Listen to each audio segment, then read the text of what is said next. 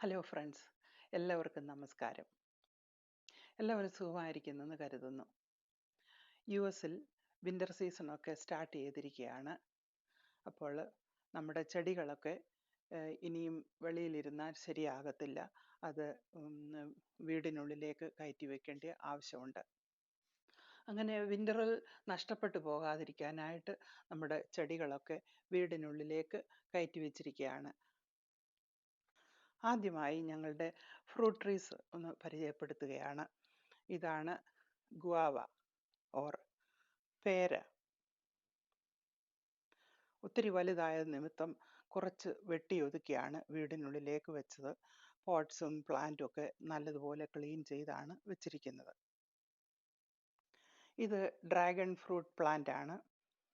2 plant ഉണ്ട്. ഇത് തരക്കേടില്ലാതെ വളർന്നു നിൽക്കുകയാണ്. ഇതുവരെയും പൂത്തില്ല.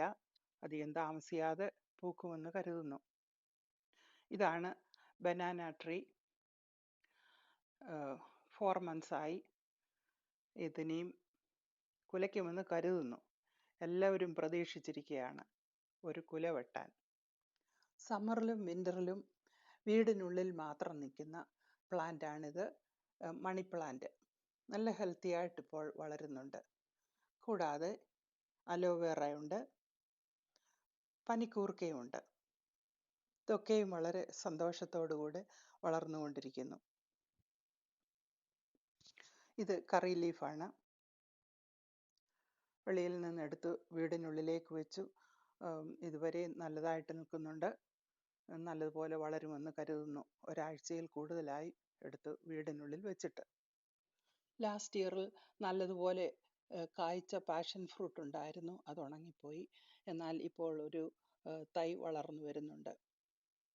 ഫ്രൂട്ട് ട്രീസ് ഇതൊക്കെയാണ്.